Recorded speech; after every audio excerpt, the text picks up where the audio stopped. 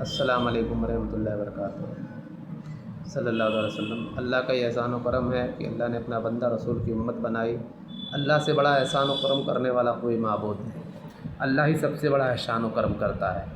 اسی کا دیکھیے کتنا احسان ہے۔ سب سے پہلا احسان یہی ہے کہ اس نے ہمیں مسلمان بنایا۔ دوسرا احسان یہ ہے اللہ کا کہ رسول صلی اللہ علیہ وسلم کی امت بنائی۔ تیسرا احسان اس کا یہ ہے کہ اس نے ہمیں قرآن پڑھنے کی توفیق عطا فرمائی۔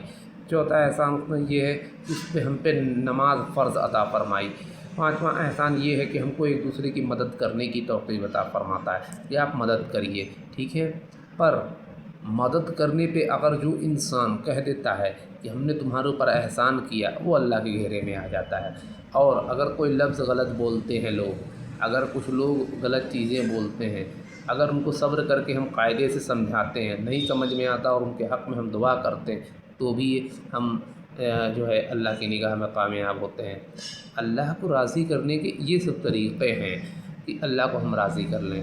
خالی قرآن شریف کے ہر ایک پرزے کے معنی کو سمجھیں کہ اللہ ہم کو کیا بتا رہا ہے کہ تم میرے بندوں تم لوگ اس دنیا میں کیسے رہو گے، اور حدیث کیا کہہ رہا ہے کہ میری امت تم کیسے چلو گے۔ اس چیز کو ہم غور سے دیکھیں۔ جو بوڑھے ضعیف جو پہلے کے نہیں پڑھ پائے ہیں، وہ کبھی اس بات سے نہ شرمائیں کہ قرآن شریف اب اس عمر میں ہم کیا پڑھیں گے۔ نہیں، علم کی کوئی عمر نہیں ہوتی ہے، جب بھی چاہیں تب بھی علم آپ حاصل کر سکتے ہیں۔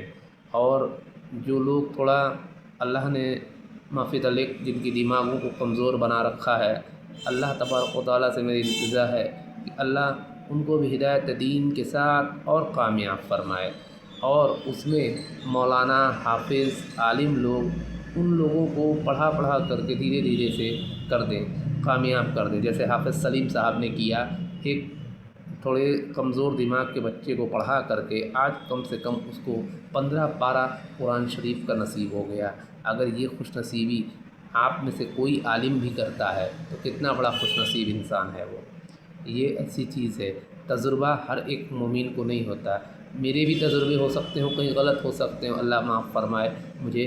میرے دل و دماغ میں اللہ نے جو عطا فرمایا، میرے زبان سے جو نکال رہا ہے، میں وہ آپ تک پیغام پہنچا رہا ہوں کہ میرے تمام مسلمان بھائی صحیح راہ دین پہ رہیں اور میں بھی صحیح راہ پہ چلوں۔